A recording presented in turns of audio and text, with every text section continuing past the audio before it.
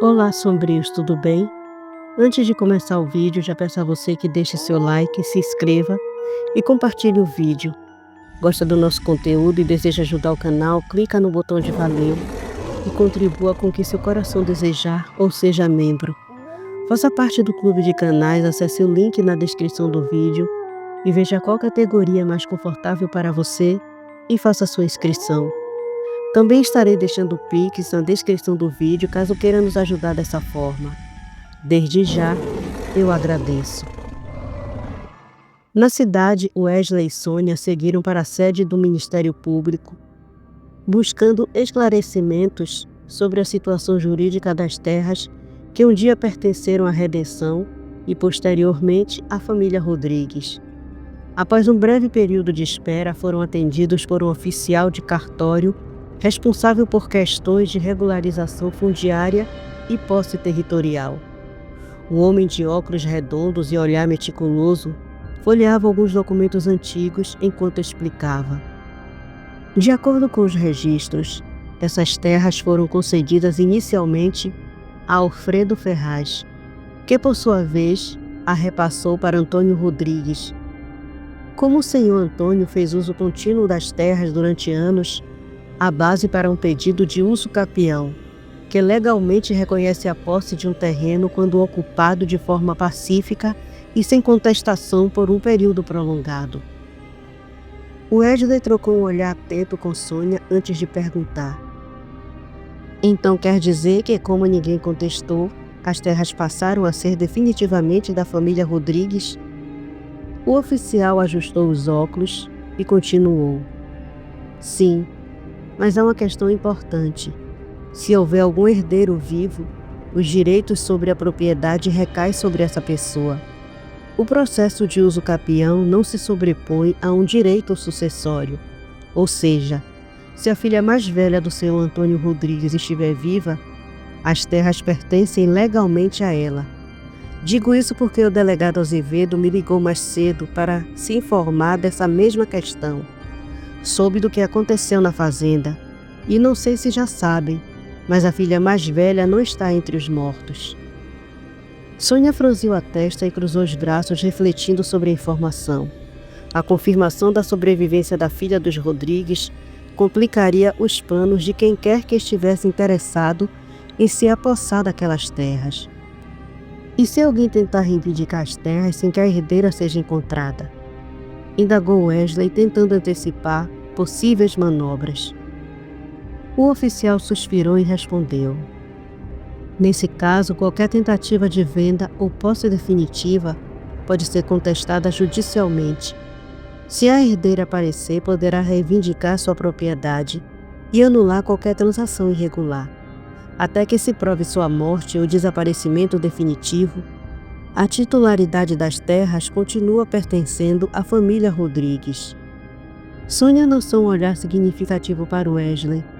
Ambos sabiam que essa informação poderia colocar a jovem sobrevivente em grave perigo.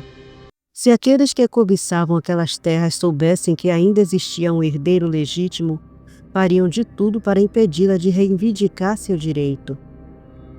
Bem, começou Wesley. O que eu posso fazer para garantir que Olga Ferraz não ponha as mãos naquelas terras? Como posso ajudar a garantir o direito da garota? O funcionário ajeitou os óculos e respondeu. A questão aqui gira em torno do uso capião.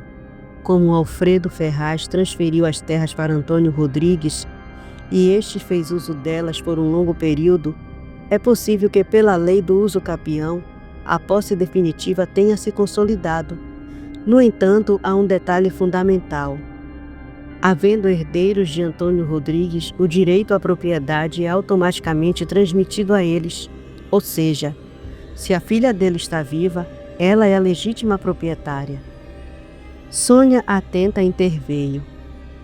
Então, enquanto a filha estiver viva e for reconhecida como herdeira, Olga Ferraz não pode tomar posse das terras? O funcionário assentiu. Exatamente. O primeiro passo é garantir que a sobrevivente seja oficialmente reconhecida como herdeira. Para isso é necessário um processo de habilitação de herdeiros, onde se comprova o vínculo de parentesco e se requer a posse definitiva das terras. Uma vez reconhecida como herdeira legítima, qualquer tentativa de terceiros de reivindicar a propriedade pode ser contestada judicialmente. Wesley franziu o senho. E se Olga tentar impugnar isso? Ela tem influência, pode alegar que as terras estavam abandonadas e tentar tomar posse. O funcionário respirou fundo antes de responder. Para impedir isso, é essencial reunir todas as provas possíveis. Registros de propriedade, testemunhas que atestem que a família Rodrigues sempre viveu e trabalhou naquelas terras e, principalmente, demonstrar que a herdeira tem intenção e pretende continuar usufruindo do local. O ideal seria ingressar com uma ação de reconhecimento de propriedade o quanto antes. Além disso, enquanto o processo não é finalizado, uma medida cautelar pode ser solicitada para impedir qualquer tentativa de ocupação indevida. Sônia trocou um olhar significativo com Wesley. Então, o primeiro passo é encontrar a garota e garantir que ela reivindique o que é dela. O funcionário assentiu novamente. Exato.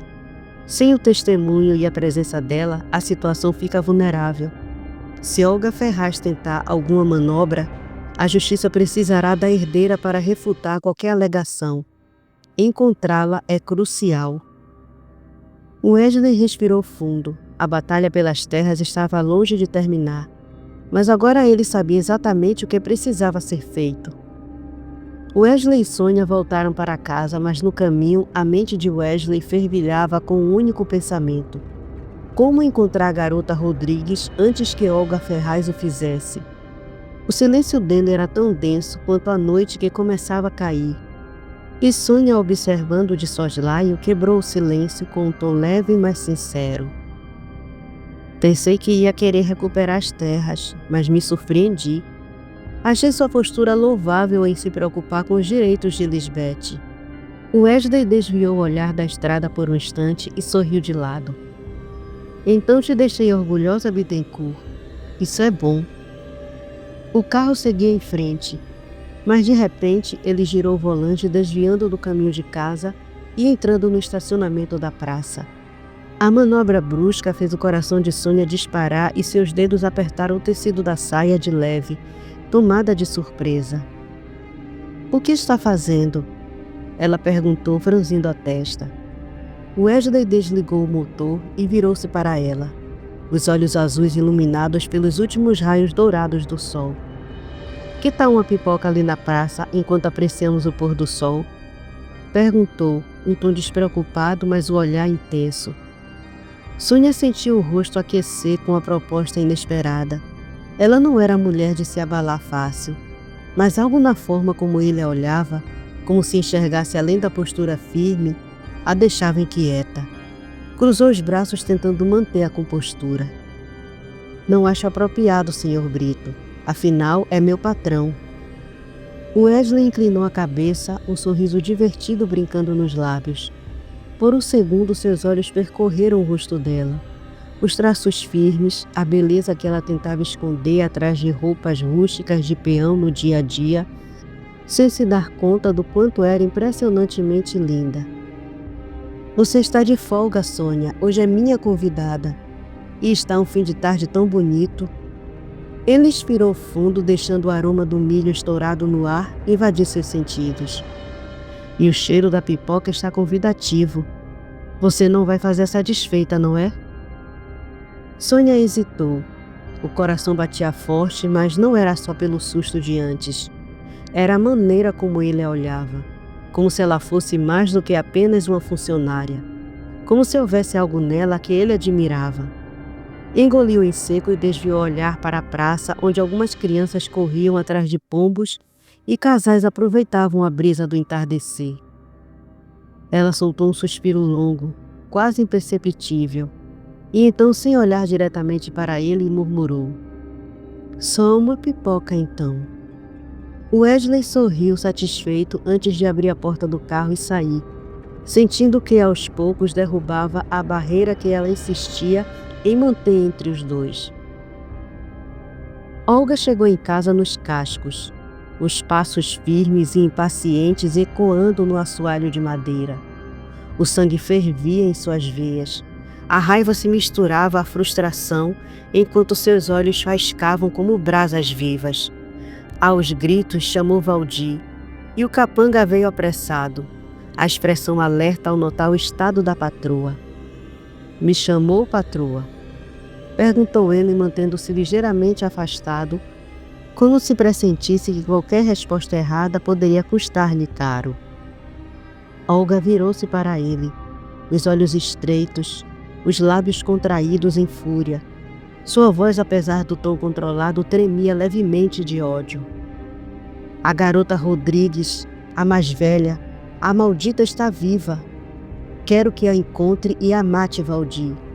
Com ela viva não posso tomar as terras. O delegado Azevedo me proibiu." Seu peito arfava de raiva contida, as unhas cravadas na palma da mão. Valdir lambeu os lábios, um brilho sombrio dançando em seus olhos ao escutar a ordem. Seus dedos inquietos roçaram o cabo da faca preso à cintura antes de ele perguntar num tom arrastado e malicioso: "E quando eu a encontrar, posso me divertir um pouco antes?" Um sorriso torto e perverso surgiu em seu rosto, revelando o quanto essa possibilidade o animava. Olga, impaciente, bufou, estreitando os olhos para ele.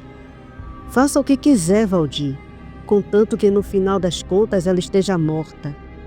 Sua voz era fria e sem qualquer vestígio de compaixão. Valdir sorriu de canto, um brilho sádico dominando sua expressão. Assim que a noite caísse, ele iria até as terras dos Rodrigues e caçaria a garota como um predador impiedoso. Só de imaginar a cena, um arrepio de prazer percorreu sua espinha. Há tempos a observava à distância, encantado com a transformação da menina em uma jovem de formas generosas e delicadas. A ideia de finalmente pôr as mãos nela fazia seu coração bater mais rápido e o seu desejo se intensificar. Ele passou a língua pelos lábios rachados, um sorriso largo e diabólico curvando seus lábios. Logo concretizaria seus desejos mais selvagens, e no fim, quando sua diversão chegasse ao ápice, ele garantiria que a garota nunca mais fosse um problema para Olga. Wesley sentou-se ao lado de Sônia em um banco de madeira próximo a um poste de luz amarelada que projetava sombras suaves ao redor. O aroma doce e amanteigado da pipoca se misturava ao cheiro de terra quente e do vento fresco do entardecer. Crianças riam e corriam pelo parquinho, enquanto alguns casais passeavam de mãos dadas. A cena era tranquila, mas Wesley estava focado na mulher ao seu lado. Ele pegou um punhado de pipoca e, observando as crianças brincando, perguntou: "E então, Sônia, de onde você é? Sei que não é daqui. Não tem o mesmo cheiro das pessoas desta cidade." Sônia ergueu as sobrancelhas, franzindo a testa ao encarar Wesley. "Como assim não cheiro como as pessoas daqui?" Wesley sorriu de leve e pigarreou como se estivesse escolhendo as palavras. "Tenho um olfato muito sensível e consigo identificar cheiros de forma diferente das outras pessoas. O seu é distinto." O rosto de Sônia ardeu em um rubor inesperado. Aquilo a deixou encabulada, mas ela decidiu responder. "Curioso o senhor perguntar sobre isso. Eu não sei exatamente em que estado nasci. Meus pais me adotaram quando eu tinha 5 anos, e minha única lembrança da minha família biológica é esse colar."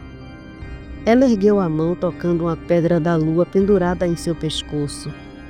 "Meu sobrenome está gravado aqui. Vim para a Redenção quando tinha 6 anos, 1 ano depois da adoção, e nunca mais saí."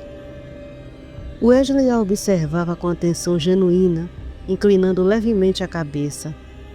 "Nunca teve curiosidade de saber sobre sua família biológica?"